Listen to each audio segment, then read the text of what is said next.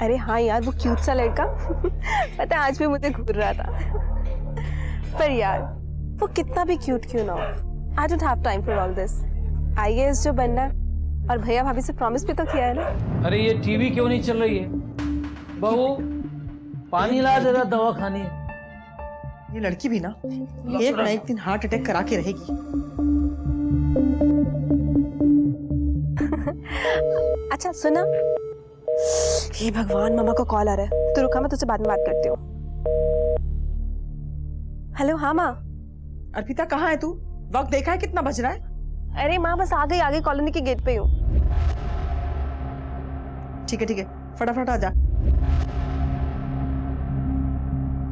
वो 5 मिनट में आ रही है। और वो तुम्हारा लेट लतीफ पति कहाँ है? माँ उनको आज ऑफिस में लेट हो जाएगा। हाँ बोल।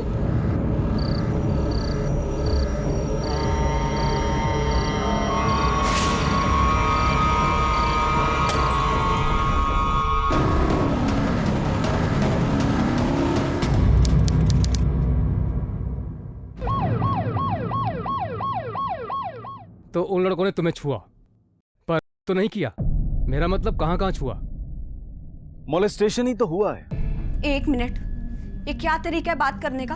अगर सवाल पूछनी है तो ढंग के पूछे। देखिए मैडम, हमें हमारा काम करने दीजिए। रुको, सही कह रही है चौबार। Yes ma'am. I am sorry, I know जो तुम्हारे साथ हुआ उससे तुम बहुत डर गई हो, लेकिन हमारा उन्हें पकड़ना बहुत जरूरी है ताकि वो किसी और लड़की के साथ ये दोबारा ना कर सके, और इसके लिए तुम्हें हमारी मदद करनी ही होगी। अच्छा मुझे ये बताओ कि वो कितने लोग थे, एक या एक से ज्यादा? मैम मुझे कुछ अच्छे से याद नहीं, लेकिन बहुत सारे हाथ थे, मुझे हर जगह छू रहे थे। मैंने कहा था ना जल्दी वापस आना घर, और लेट तक घूम। अच्छा बेटा ये बताओ कि तुम उनमें से किसी को पहचान सकती हो क्या? कुछ ऐसा जो तुमने देखा उनके बारे में?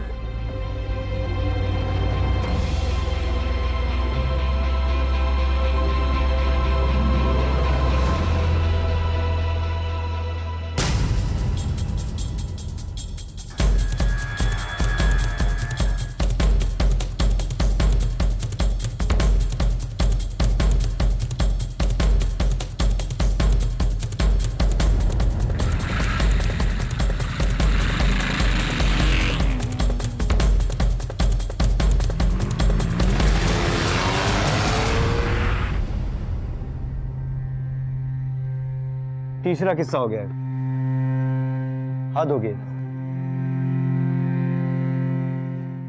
आपके घर में और कौन कौन है? ये आपका बेटा है? जी मेरा भाई का बेटा है, कॉलेज में पढ़ता है। यही रहता है? नहीं हॉस्टल में रहता है, छुट्टी में आता है कभी। अर्पिता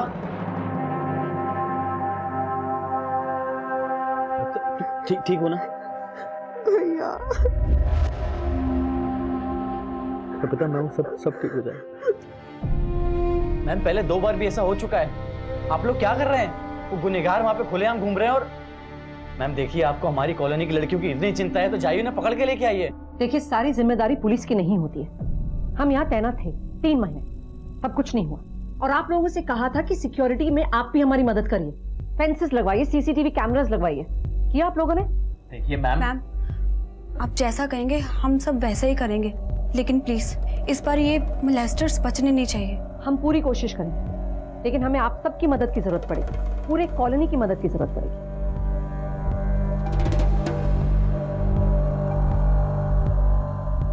और बेटा स्पेशली हमें आपकी मदद की जरूरत पड़ेगी। अगर आपको कुछ भी और याद आए तो हमें तुरंत बताइएगा।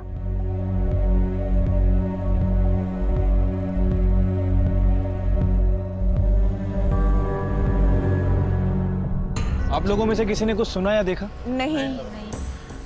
कमाल है, एक लड़की आपके मोहल्ले में जोर से चीखती है, चिल्लाती है, और सोसाइटी के 50 घरों में किसी ने उसकी आवाज नहीं सुनी। मैम हमने सोचा बच्चे हैं, शरारत कर रहे होंगे। शरारत? ये आप लोगों के मोहल्ले में तीसरा इंसिडेंट है, और फिर भी आप लोग चौकन्ने नहीं। लगता है आप लोगों को अपनी बच्चों की परवाह ही नहीं। अगर आप में से किसी को कुछ याद आए तो हमें इन्फॉर्म कीजिए। पिछले 2 केसेस में और इसमें क्या सिमिलैरिटी है, कुछ पता चला? मैम तीनों विक्टिम्स को ज्यादा कुछ याद नहीं है। सेकंड विक्टिम पूजा के मुताबिक वो 2 मोलेस्टर्स थे, लेकिन अर्पिता के हिसाब से वो 2 से ज्यादा थे। अर्पिता काफी हिली हुई है। कि ऐसे केसेस इतने सेंसिटिव होते हैं कि अक्सर ऐसे होता है कि विक्टिम अपना दिमाग ही बंद कर देता है, उस तकलीफ देने वाली चीजों को याद ही नहीं करना चाहता। लेकिन मैम इस केसेस में मोटिव क्या हो सकता है? आई मीन कपड़े फाड़े गए लेकिन अटेम्प्ट नहीं हुआ। अगर उनकी लेवल तक गिर के देखो ना, तो हो सकता है मजे के लिए किया, आगे जाने की हिम्मत ना हो, या ये भी हो सकता है कि इस बात का डर हो कि ये जीता जागता मोहल्ला है, कोई भी आ सकता है। तो अलग बात है कि जीते अपने लिए ही लोग। चलो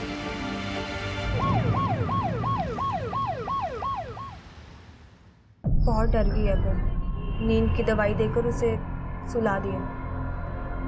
श्रेया बेटा, तुम दोनों घर चली जाओ, ठीक है? मम्मी जी, आज हम यहीं रुक जाते हैं। मुझे पुलिस वालों पे कोई भरोसा नहीं है। ये हमारी कॉलोनी है, हमारा परिवार है, इसकी सुरक्षा की जिम्मेदारी भी हमको ही लेनी होगी। आज से हम में से कोई ना कोई फ्रंट और बैक गेट को गार्ड करेगा। लेकिन ऐसा कब तक कर पाएंगे? वो तो करना पड़ेगा। इतना टाइम किसके पास है? अरे टाइम नहीं है तो टाइम निकालना पड़ेगा। इनकी जगह आपकी बेटी होती तो। बिल्कुल बिल्कुल ठीक बात है। अरे ठीक बात है, चुप हो जाओ यार। ये आपस में लड़ने का समय नहीं है, और इस कॉलोनी की सभी बच्चियां हमारी बेटियों के जैसी हैं, और ये कॉलोनी नहीं एक परिवार है, इसलिए हम सब आपस में मिलजुल कर बारी बारी से पहरा देंगे।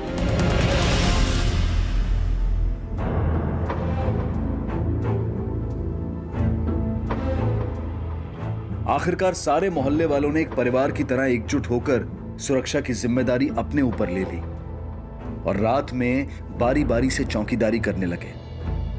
कुछ दिन तक तो सब कुछ ठीक रहा, लेकिन कुछ दिन बाद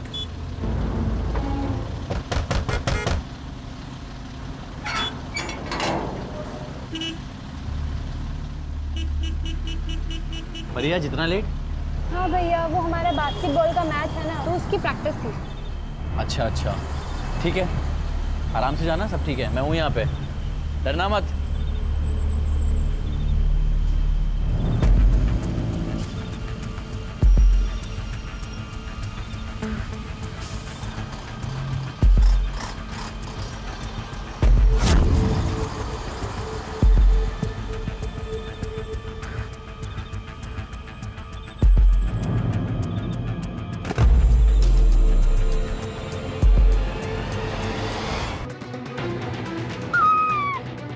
अरे अरे ठीक तो ना परी, ध्यान रखो, मैं आता हूँ। एक मिनट। अरे क्या हुआ? अरे क्या हुआ? कौन था?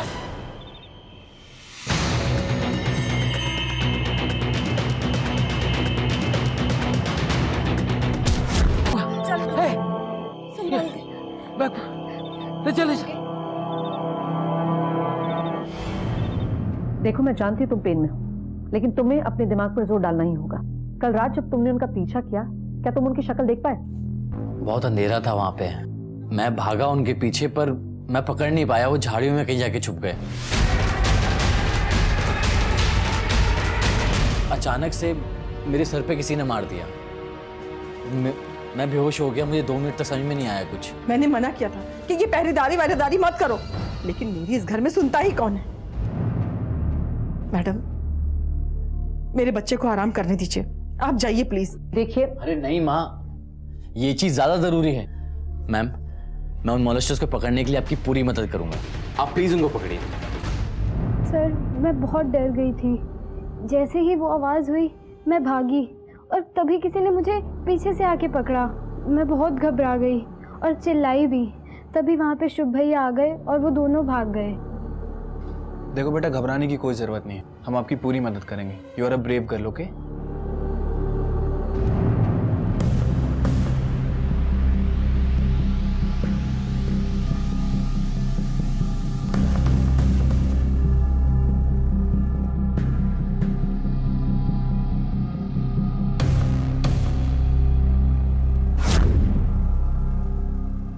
मैम, कॉलोनी के फ्रंट और बैक दोनों गेट पे सिक्योरिटीज है, और पीछे वाली दीवार पे कांच भी लगवा दिए। मुझे लग रहा है ना, ये कहीं अंदर का ही जॉब है। ये मोलेस्टर्स इसी कॉलोनी में से कोई है। मैम क्या हो रहा है? ये चौथा केस हो गया मैम। चौथा केस हो गया, और आप लोगों ने क्या किया? सीसीटीवी लगाने को कहा था ना। हो मैम। आप मैडम जी, बस लगने वाला है, वो कॉस्ट पे डिस्कशन चल रहा है। हद हो गई। मैम आपसे एक बात कहनी थी। वो कल रात को जब मैंने उन मोलेस्टर्स को बात करते हुए सुना था तो मुझे लगा कि उनकी आवाज़ जानी पहचानी है, मैं जानता हूँ उनको, पहले कभी सुनी ऐसा लगा मुझे। हमें भी यही लग रहा है कि ये मोलेस्टर जरूर इसी कॉलोनी के है, इसलिए मुझे कॉलोनी के सारे लोगों की डिटेल्स चाहिए। मैं आपकी मदद कर सकता हूँ, मैं इस सोसाइटी का सेक्रेटरी हूँ। आइए प्लीज।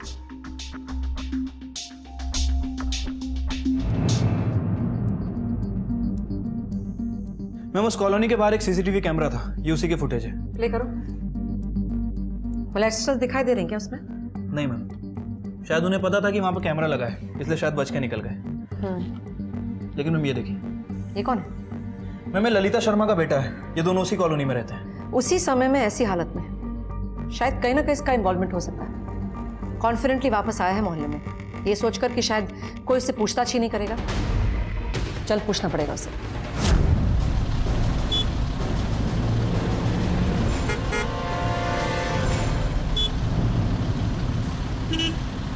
मेरा बेटा?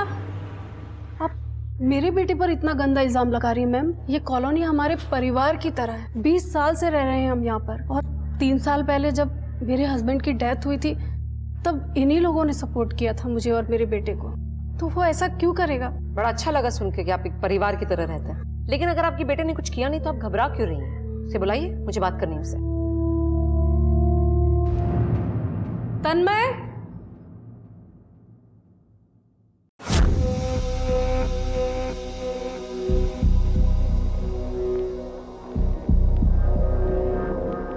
तन्मय राइट? क्या तुम मुझे बता सकते हो तन्मय कि जिस रात शुभ और परी पे अटैक हुआ तुम कहाँ थे? मैं दोस्त के घर था। दोस्त के घर मस्ती करने? जी। तो फिर तुम्हारी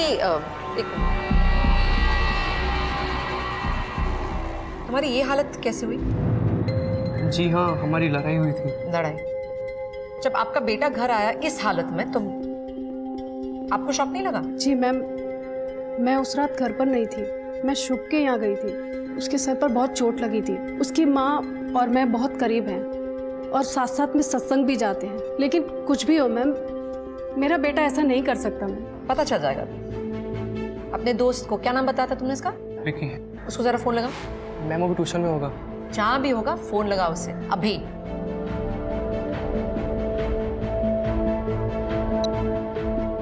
स्पीकर पे। विकी? हाँ कौन? मैं इंस्पेक्टर नैना सिंह बोल रही हूँ, तुमसे कुछ सवाल पूछने हैं। जी मैम। तुम परसों की रात कहाँ थे? घर पे था मैं। अकेले? नहीं मैम, तन्मय भी साथ में ही था। तुम दोनों के बीच कुछ झगड़ा हुआ था क्या? हाँ मैम, सॉरी मैम, पर वो तो ऐसी छोटी मोटी बहस थी। प्लीज आप ये बात मेरी मम्मी पापा को मत बताना। ठीक है, थैंक यू। अगर और सवाल हो गए तो हम वापस आएंगे। सर वो वीना है ना काम वाली, ये उसी का बेटा होगा।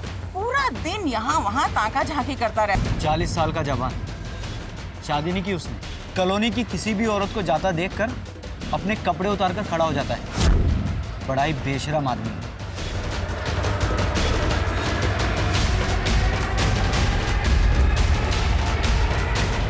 और ये सब मैंने ही नहीं, कॉलोनी के बहुत से लोगों ने देखा है।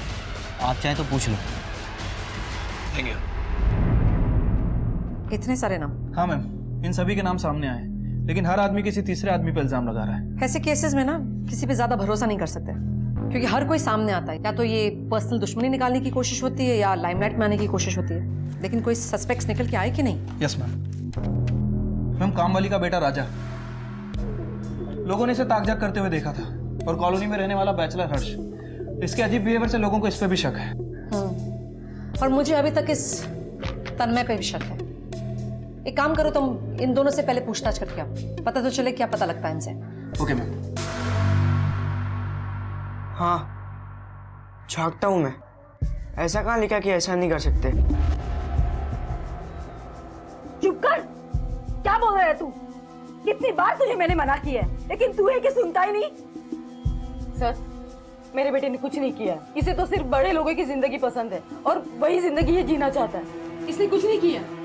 मेरा बेटा बहुत सीधा है, वो जानता है कि यही उसकी असली जिंदगी है। बड़े लोगों की जिंदगी से सिर्फ उसको लगाव है। जिस दिन कॉलोनी में मोलेस्टेशन हुआ, उस वक्त कहाँ था आपका ये सीधा साधा बेटा? सर मैं तो घर पे ही था। बोलना माँ। फोन दिखा दे रहा। इतना महंगा फोन कहाँ से आया तेरे पास? सर मैंने सेकंड हैंड लिया है। सर ये कह रहा है कि सेकंड हैंड लिया है तो सेकंड हैंड ही लिया होगा। मेरा बेटा झूठ नहीं बोलता, उसे छोड़ दीजिए, उसने कुछ नहीं किया है। तुम्हारे खिलाफ कंप्लेंट आई है कि तुम हमेशा बिना कपड़ों के बाहर खड़े रहते हो, स्पेशली जब लड़कियां वहां से गुजरती हैं। कुछ ज्यादा नहीं हो रहा साहब, मेरा घर है, मैं कभी कभी टॉवल के साथ बाहर चला जाता हूँ, इसमें दूसरों का प्रॉब्लम है, मैं कंफर्टेबल फील करता हूँ। अब किसी को परेशानी है तो अपनी आंखें बंद कर ले। और जब ये लड़कियों के साथ छेड़छाड़ हो रही थी उस वक्त कहाँ थे? इतना किसको याद है? देखिए, याद नहीं है तो याद करने की कोशिश कीजिए, या फिर याद करने के दूसरे तरीके आजमाओ। उस रात मैं घर पर ही था और जाऊंगा भी कहाँ, मेरा कोई अपना है नहीं जो किसी के घर जाऊं। अरे एक मिनट, क्या कर रहे हैं आप इसे नहीं देख सकते? आपके पास सर्च वारंट नहीं है। और साहब क्या आप यहाँ पे अपना टाइम वेस्ट कर रहे हैं? यहाँ कुछ नहीं मिलेगा आपको। तुम्हें हमारे समय की चिंता करने की जरूरत नहीं है, जल्दी मुलाकात होगी, वो भी सर्च वारंट के साथ। चलो।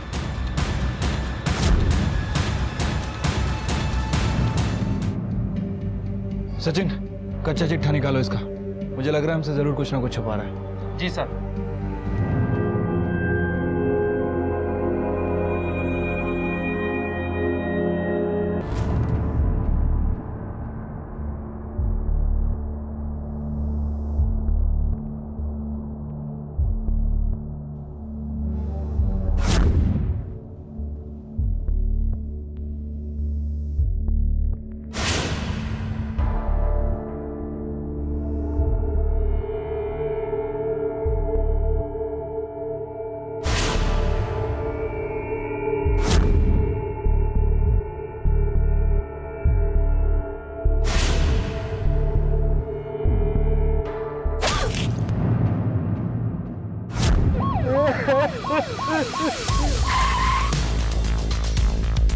हटिए।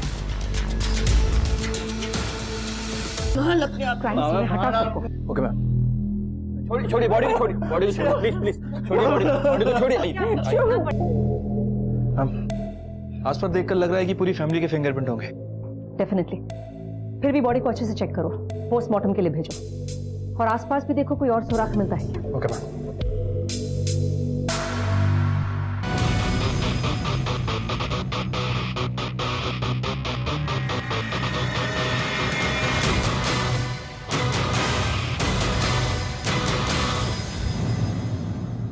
देखो, तुम्हारी पत्नी के साथ जो है उसके लिए बहुत अफसोस है हमें। शायद समय सही नहीं है, लेकिन सवाल बहुत जरूरी है। क्या तुम हमारे सवालों का जवाब दे सकोगे? तुमने आखिरी बार अपनी बीवी को कब देखा था? मैं पेन किलर्स खा के सो गया तो हमारा बच्चा रोहन ये जोर जोर से रोने लगा, श्रेया उसे लेके नीचे चली गई। तो तुमने उसकी चीख नहीं सुनी? पेन किलर्स का असर इतना गहरा था कि मैं बहुत गहरी नींद में था। मैंने पेन किलर्स भी नहीं खाई होती तो आज मेरा जिंदा। श्रेया, कहाँ है मेरी बच्ची? अरे क्या हो गया मेरी बच्ची के साथ? अरे मेरी बच्ची है, मुझे मेरी बच्ची की पहचाने दो ना। श्रेया, कहाँ है सब लोग? इधर आओ तुम। क्या किया मेरी बच्ची के साथ तुमने? बताओ, तुम मेरी बच्ची के साथ चिंता भी अपनी बेटी की, हाँ मार डाला मेरी बेटी को, ये बोल रही तू मेरी बेटी को? अरे मेरा बेटा तो बहुत प्यार करता था उससे। मना किया था मैंने मेरी बच्ची को यहाँ आने से, लेकिन उसने मेरी एक भी बात मानी। अगर वो आज मेरे साथ होती ना तो उसकी ये हालत नहीं होती। और अब तो क्या ये झूठे आंसू बहा रहा है? जब मेरी बेटी जिंदा थी तो तूने इसका ख्याल भी नहीं रखा। मेरी बेटी को आप चले यहाँ से, कम ऑन।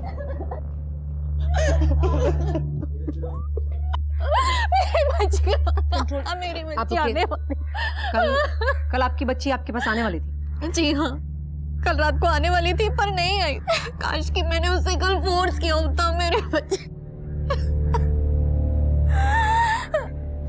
आप यहाँ किसी के साथ आई हैं? जी हाँ, मेरे ट्रेनर है। इन्हें साइड पे बिठाओ और पानी पिलाओ।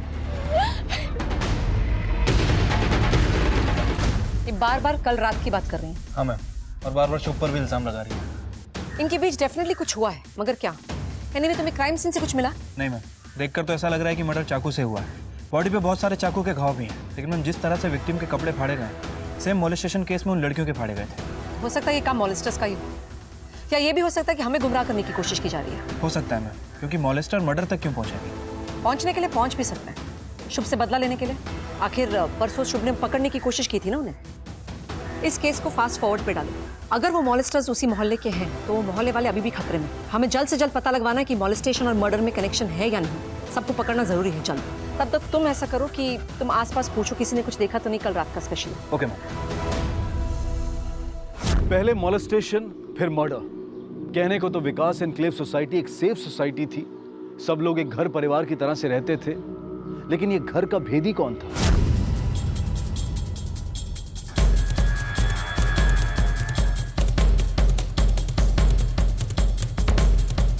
वीना का बेटा राजा और हर्ष, इन दोनों में से हर्ष के पास ज्यादा मोटिव लग रहा है।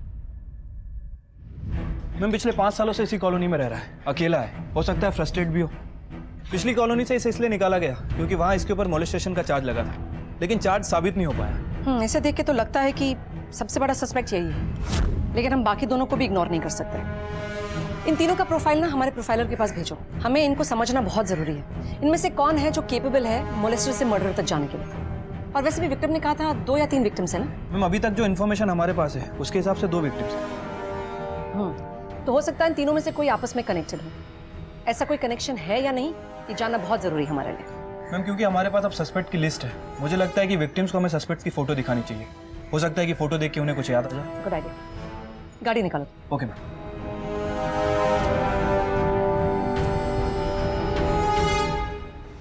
बेशरम आदमी, तेरी लड़ाई मुझसे थी, मेरे से बहस थी। मेरे शेर है, क्या बिगाड़ा था तेरा? बोल, क्यों मारा तूने उसको? दिमाग खराब हो गया तेरा। कौन उल्टी सीधी बातें बता रहा है तुझे? अरे सब जानता हूँ तेरे बारे में मैं। कितना सिचोला है तू? 40 साल का हो गया, जवानी तेरी गई नहीं अभी तक? नहीं गई। ऐसा था और ऐसा ही रहूंगा। क्या कर लोगे? बताओ, क्या कर लोगे? अगर ऐसा रहना है तो ये मोहल्ला छोड़ो। रुक जाओ, क्या हो रहा है? क्या हो रहा है? सब बंद करिए बस। अब चलिए अंदर, चलिए अंदर, चलिए। चुप रहिए आप लोग। तुम्हारी कॉलोनी वालों का गुस्सा जायज लग रहा है मुझे। हमने तुम्हारी पूरी हिस्ट्री निकाली है। 5 साल पहले भी एक मॉलेस्टेशन का चार्ज, और अब ये। मैम सबकी तरह आप भी मुझ पर विश्वास नहीं कर रही हैं। 5 साल पहले जो हुआ उसकी सजा अब तक भुगत रहा हूं मैं।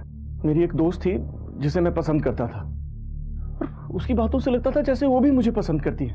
अगर मुझे जरा सा भी एहसास होता कि वो मुझ में इंटरेस्टेड नहीं है तो मैं उससे दूर रहता। उस छोटी सी गलती ने मेरी पूरी जिंदगी खराब कर दी, पर इसमें मेरी कोई गलती नहीं है मैम। पता नहीं शुभ मेरा नाम क्यों ले रहा है। ठीक है, हमें शायद और पूछताछ करनी पड़ेगी तुमसे। शहर में ही रहना। टीम को तैनात रखो चारों तरफ, सब पे नजर रखो, स्पेशली हर्ष के घर के बाहर। गुस्से से भरी कॉलोनी है ये, कभी भी कुछ भी हो सकता है, और हम लोग एक और क्राइम अफोर्ड नहीं कर सकते। मैंने टीम को ऑलरेडी ऑर्डर दे दिया। गुड। और ये इनका क्या हुआ, जो लड़कियों को हमें फोटोग्राफ दिखानी थी? मैम उन तीनों विक्टिम्स को कह दिया है कि हम फोटोग्राफ्स लेकर आ रहे हैं। तीनों विक्टिम तो 4 थे ना, चौथी का क्या हुआ? मैम एक इंडिया के बाहर शिफ्ट हो गई है, मैंने उसे फोटोग्राफ्स फैक्स कर दिए, जल्दी वहां से रिस्पॉन्स आएगा। चलो लड़कियों से मिलते हैं। बेटा हमारे पास 3 सस्पेक्ट्स हैं। मैं चाहती हूँ आप इन्हें ध्यान से देखो और बताओ कि क्या इनमें से किसी ने आप पर अटैक किया है?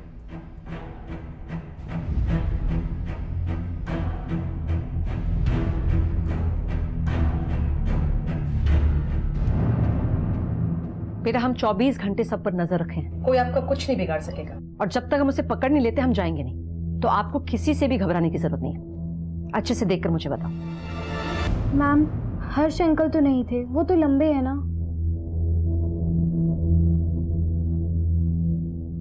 इन दोनों में से कोई? शायद इन दोनों में से ही कोई एक था। तुम श्योर नहीं हो? Thank you. घबराने की जरूरत नहीं है। इन तस्वीरों को अच्छे से देखो और बताओ क्या इनमें से कोई था? शायद इन दोनों में से कोई एक है। मैम मुझे सच में कुछ भी याद नहीं है, और मैं अब उस रात को याद भी नहीं करना चाहती।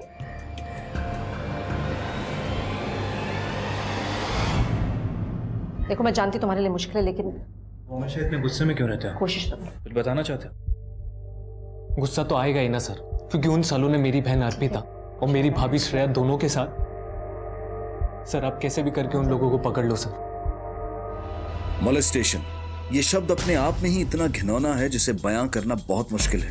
तो जरा सोचिए, जो लोग इस मॉलेस्टेशन का शिकार होते हैं उनके दिल और दिमाग पर कैसा असर होता होगा। ऐसे समय में पीड़ित के परिवार के लोगों, यहाँ तक कि आस पड़ोस वालों को भी उनका बहुत ख्याल रखना चाहिए और इस मुश्किल समय में उनके साथ रहना चाहिए।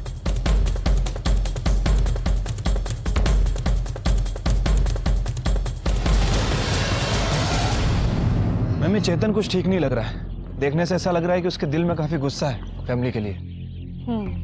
अभी तक हम ना क्रिमिनल को बाहर ही ढूंढ रहे हैं, फैमिली पे हमने ध्यान ही नहीं दिया। एक काम करो, तुम फैमिली की सारी हिस्ट्री निकालो, स्पेशली उस चेतन की। क्या उसके पास नाराज होने का कोई रीजन था कि वो मर्डर कर सके, मॉलेस्टेशन कर सके? मैम, मर्डर तो समझ में आता है, लेकिन मॉलेस्टेशन, वो भी कजन के साथ भी। होने के लिए कुछ भी हो सकता है। हो सकता है ये दोनों केसेस जुड़े भी ना हो। मॉलेस्टेशन के आड़ में ये मर्डर किया गया हो। हर्ष के सुसाइड नोट की बिना पर पुलिस ने शुभ को गिरफ्तार भी किया, लेकिन बाद में उसे जमानत मिल गई। अजीब बात है ना, जब कॉलोनी में श्रेया का मर्डर हुआ और जब मॉलेस्टेशन हुआ, दोनों ही वक्त तुम अपनी आंटी के घर थे। सर, मैं यहाँ पे सिर्फ पढ़ाई करने के लिए आया हूँ, मैं कोई क्रिमिनल नहीं हूँ। हर क्रिमिनल यही कहता है कि उसने कुछ नहीं किया, लेकिन पता है तुम्हारे हॉस्टल के दोस्तों ने क्या कहा? उन्होंने कहा है कि तुम शुभ पर बहुत गुस्सा थे। कहीं गुस्से में आकर तुमने शुभ की पत्नी का मर्डर तो नहीं किया? माना कि मैं गुस्सा था क्योंकि मेरी एक्स्ट्रा पॉकेट मनी बंद हो गई थी। फिर ये सोच के मान लेता था कि जितना शुभ भैया ने मेरे लिए किया शायद उतना कोई नहीं करता। तुम्हारी बातें सुनकर विश्वास तो नहीं होता, क्योंकि जब जब कॉलोनी में क्राइम हुआ है तुम आसपास नजर आए। जानता हूँ सर, मेरी बातों पे यकीन करना आसान नहीं। सर, मैं वहाँ पे तभी जाता जब मेरे पास पैसे नहीं होते थे। पिछले 8 महीने से मेरा आना जाना बढ़ गया था क्योंकि शुभ भैया ने मुझे पैसे देने बंद कर दिए थे। क्यों? क्योंकि उनकी दोबारा शादी हो चुकी थी। शुभ ने दोबारा शादी की थी? उसकी पहली बीवी का क्या नाम है?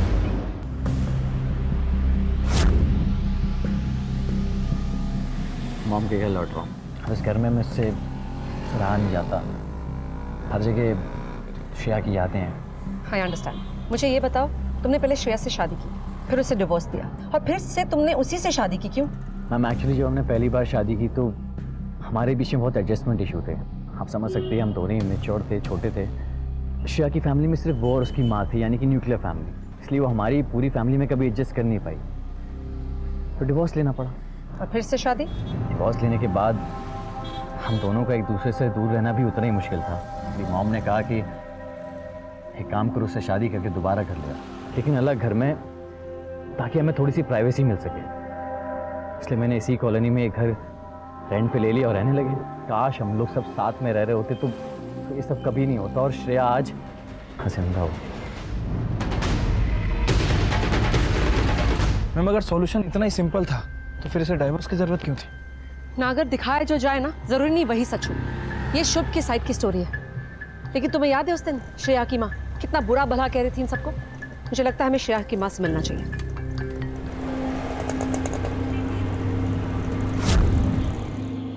सर, मैंने श्रेया को बहुत मना किया था वापस शादी करने के लिए। वो लोग सिर्फ अच्छे होने का नाटक करते हैं, लेकिन एक्चुअल में वो ऐसे नहीं है। और वो माधुरी ऊपर से ना सिर्फ अच्छी बनने का नाटक करती है, अंदर से कुछ और है वो। जब उन्हें पता चला कि श्रेया प्रेग्नेंट है तो हाथ पैर जोड़ने लगे, वापस शादी करने के लिए उसे फोर्स करने लगे। मैंने श्रेया से कहा था कि ये लोग सिर्फ पोते पोते के लिए कर रहे हैं, लेकिन उसने मेरी एक नहीं सुनी। तुम अपनी बेटी से बहुत प्यार करती थी ना? जी हाँ। कमाल है, घर में उसकी एक भी तस्वीर नहीं है। जब उसने दोबारा शादी कर ली तो मैंने उसकी सारी तस्वीर हटा दी। बहुत गुस्सा थी तुम अपनी बेटी से, इतना गुस्सा कि तुम अपनी...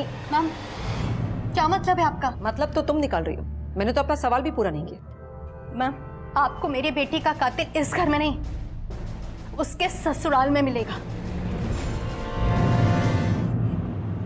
देखिए मैडम, संगीता एक बहुत ही चालाक औरत है। वो आपको अपनी बातों में गोल गोल घुमा रही है। उसे ना तो अपनी बेटी की फिक्र थी और ना ही अपनी नाती की। उसे तो बस एक ही शौक था, अपने बुढ़ापे को जवानी में बदलने की। कमाल है, वो भी आप लोगों के बारे में कुछ ऐसा ही कह रही थी। इनफैक्ट उसने तो ये कहा कि तुमने श्रेया से दोबारा इसलिए शादी की क्योंकि वो प्रेग्नेंट थी, राइट? ऑब्वियसली बच्चा इंपॉर्टेंट था, और ऐसा नहीं कि हम दोनों एक दूसरे से प्यार नहीं करते थे। हमने बस ये फैसला लिया कि हम अपने बच्चे को माँ बाप दोनों का प्यार देंगे, और इसीलिए हमने दोबारा शादी करने का फैसला लिया। लेकिन मम्मी जी इस फैसले के बिल्कुल अगेंस्ट थी। क्यों अगेंस्ट थी? क्योंकि डिवोर्स के बाद मैं श्रेया को एलिमनी दे रहा था और अमाउंट काफ़ी बड़ा था। मम्मी जी की लाइफस्टाइल काफ़ी बदल गई, और अगर मेरी शादी श्रेया के साथ दोबारा हो जाती तो एलिमनी के पैसे आने बंद हो जाते, इसलिए। देखा ना मैडम आपने उसे, 55 साल की है वो, लेकिन कपड़े ऐसा पहनती है जैसे 20 साल की हो। न जाने कहाँ कहाँ जाती थी। और दरअसल इन दोनों की शादी से वो खुश नहीं थी, बहुत ही ज्यादा गुस्से में थी। आप इतनी सेल्फिश कैसे हो सकती हैं? आप एलमनी के पैसों के लिए मुझे घर पर बुलाना चाहती है? देखिए माँ, मैं शुभ से बहुत प्यार करती हूँ और उसी के साथ रहूंगी। और हाँ, हम दोनों पेरेंट्स बनने वाले हैं, और अगर आपको मेरी खुशियां बर्दाश्त नहीं है ना, तो मुझसे दूर रहिएगा। मैं फोन रख रही हूँ, मुझे कुछ काम है। क्योंकि उसे पैसे जो मिलने बंद हो गए थे। अच्छा, ये श्रेया और उसकी माँ, इन दोनों का आपस में रिश्ता कैसा था? माँ बेटी जैसे ही था सर। अच्छा, इनकी लाइफस्टाइल हमेशा से ऐसी रही है? नहीं सर, श्रेया के डिवोर्स के बाद संगीता की लाइफस्टाइल अचानक से बदल गई। अलमिनी के पैसे जो आने लग गए थे। उससे पहले तो उसके लेट पति की इनकम से ही काम चला रही थी, हमेशा से हाउसवाइफ जो थी। सर बहुत चालू है वो, उसका ना चक्कर चल रहा है। वो जिम का ट्रेनर है ना, उसके साथ पूरा दिन घूमती रहती है। सब कहते हैं पहले तो बेटी की डाइवोर्स की एलिमनी पे ऐश कर रही थी, और अब हर क्रेडिट कार्ड कंपनी के बिल उसके सर पे है। और यहाँ तक कि उसका बॉयफ्रेंड भी उसके साथ उसके पैसे के लिए है। मैम, मर्डर करने का मोटिव संगीता और उसके जिम ट्रेनर इन दोनों के पास था। मैम, फोन ट्रायंगुलेशन रिकॉर्ड के हिसाब से प्रूफ हो गया है कि जिस दिन श्रेया का मर्डर हुआ उसकी लोकेशन आसपास की थी, लेकिन बाद में उसका फोन स्विच ऑफ हो गया। लेकिन मैम, एक बात समझ में नहीं आ रही, क्या लड़कियों के मोलेस्टेशन करने में भी उसका हाथ हो सकता है? हो सकता है दोनों केसेस ही सेपरेट हो। बाकी का पता तभी चलेगा जब हम उस बॉडी बिल्डर को क्वेश्चन करेंगे। मुझे लगता है हमें अपना किलर मिल गया। ले आओ उसे। Okay ma'am. सर ये सब बकवास है सर, ऐसा हमारे बीच में कुछ भी नहीं था। झूठ बोलने की कोशिश मत कर, समझा? तेरे और संगीता के फोन रिकॉर्ड है हमारे पास। तुम्हारे बीच में जो मैसेज एक्सचेंज होते सब पता है हमें। हम दोनों के बीच अफेयर जैसा कुछ भी नहीं था सर। उसकी कुछ नीड्स थी जो मैं पूरी कर रहा था सर। बस तुम अपनी जरूरतें पूरी करने के लिए लड़कियों को मोलेस्ट कर रहे थे। जब मोलेस्टेशन हुए थे तुम कहाँ थे? श्रेया के डेथ के वक्त तुम कहाँ थे? मैडम मुझे कुछ याद नहीं आ रहा। इस तरह जरा पुलिस के बादाम खिलाओ। याद आ रहा। नहीं भी आता ना तो हमारे पास तुम्हारे ट्रायंगुलेशन रिकॉर्ड्स हैं। हमें पता है कि तुम श्रेया के घर के पास ही थे उसके मर्डर के वक्त। हाँ मैं वहाँ गया था, पर मैं श्रेया को पिकअप करने गया था। वो उसकी माँ के घर आने वाली थी उस रात। पिकअप करने गए? पिकअप किया उसे? नहीं मैडम, संगीता जी का मुझे फोन आ गया था। हाँ संगीता जी, अच्छा लाना नहीं है? ओके मैं आता हूँ। और कन्वीनियंटली उसके बाद तुम्हारा फोन भी बंद हो गया। मैडम मेरे मोबाइल की बैटरी वैसे ही 10% थी और थोड़ी देर में स्विच ऑफ हो गई। मैं उस रात संगीता जी के साथ ही था और उनके पास मेरे मोबाइल का चार्जर भी नहीं था। आप एक बार उनसे कंफर्म कर लीजिए। हाँ, है वो मेरा बॉयफ्रेंड। और अगर मैंने अपनी बेटी के पैसे यूज किए तो क्या गलत किया? बेटी ही थी ना मेरी। तुमने अपनी बेटी को लेने के लिए अपने बॉयफ्रेंड को भेजा था उस रात? हाँ। 9 बजे? हाँ, मैंने उससे भेजा था, लेकिन जब श्रेया ने मना कर दिया तो मैंने धर्म से कहा वापस आ जाने की। और रात भर कहाँ रहा ये धर्म? मेरे साथ। किस किताब में लिखा है मैम कि एक 55 साल की औरत अपनी लाइफ अपने तौर तरीके से नहीं जी सकती? क्या मुझे खुश रहने का अधिकार नहीं है? मैम, आप भी एक औरत हैं, बताइए ना।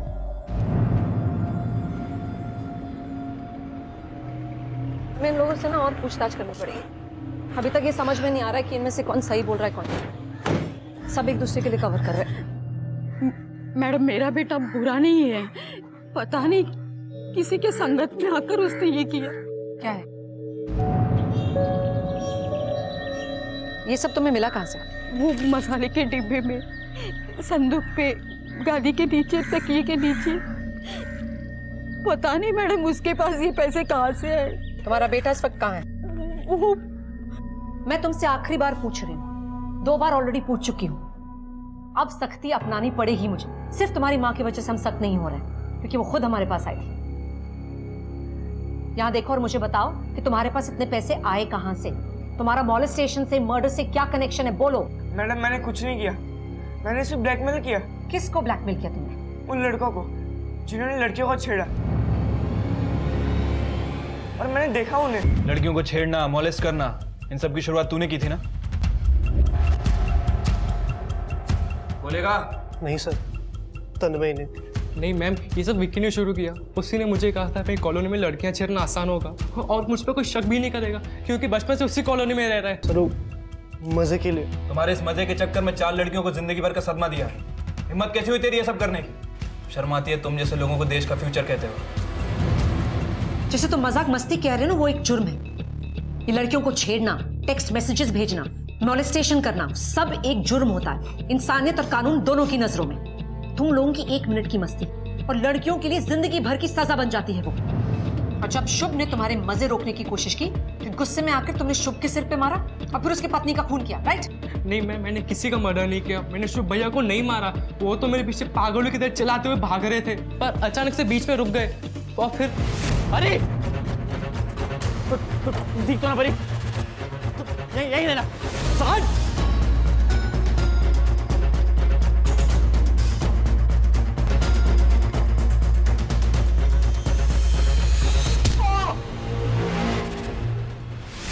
मैम मुझे समझ में नहीं आया कि उन्होंने आपसे झूठ क्यों कहा। मैंने उनके साथ कुछ किया भी नहीं था मैम।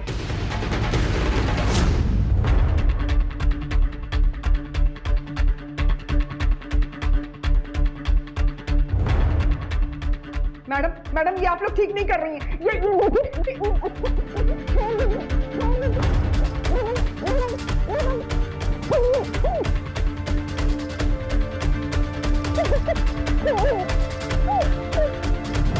तुम लोग तो ज्यादा ही चालाक निकले। सारी प्लानिंग तुम लोगों ने की और सस्पेक्ट्स बने कोई और। वाह, लेकिन एक बात मुझे बताओ कि अपने ही बेटे को मारते हुए तुम्हारे हाथ नहीं कांपे? मैं बताता हूँ ना सर। मैं श्रेया को नहीं मारना चाहता था सर। पर मेरी माँ ने कहा कि बस एक ही तरीका है, कर दो। या तो मैं अपनी माँ को चुनूं या श्रेया को। बच्चा होने तक उसे अपने साथ रखेंगे और जब बच्चा हो जाएगा तो किसी तरह से उससे पीछा छुड़ा लेंगे और बच्चे को अपने पास रख लेंगे। तो मेरी माँ ने मुझसे जैसे बोला मैंने वैसा ही किया। उस दिन से नफरत हो गई थी मुझे, अपने आप से घिन आने लगी थी मुझे। मैंने मेरे प्यार, मेरी पत्नी, मेरी श्रेया को मार डाला। शुभ, तुम्हारी तबीयत तो ठीक है ना? आई एम सॉरी। काश कि तुमने मुझे ये करने पे मजबूर नहीं किया होता। सॉरी क्यों? सर मैंने बहुत गलत किया है सर, तो माफी मांगने के लायक भी नहीं है सर। बहुत गलत किया सर। कैसा प्यार है ये तुम्हारा जिसने तुम्हारी बेटी की जिंदगी ही बर्बाद कर दी? मैडम मेरी गलती नहीं थी, गलती उस श्रेया की थी। जब से शादी होकर के आई थी मेरे बेटे को मुझसे छीनना चाहती थी, मुझसे अलग करना चाहती थी। मैंने अपने बेटे को इतना जद्दोजहद से पाल पोस कर बड़ा किया और उस महारानी को, अपने बेटे को तुमने मोहरा बना दिया और उसी से उसकी पत्नी का खून करवा दिया। और नतीजा क्या हुआ? हाँ, अब तुम्हारा बेटा सड़ेगा जेल में जिंदगी भर के लिए और तुम भी। और तुमने ये सब पोते के लिए भी किया था ना, और अब वही पोता जिंदगी भर रहेगा माँ बाप के प्यार के बिना, सिर्फ और सिर्फ तुम्हारे प्यार की वजह से।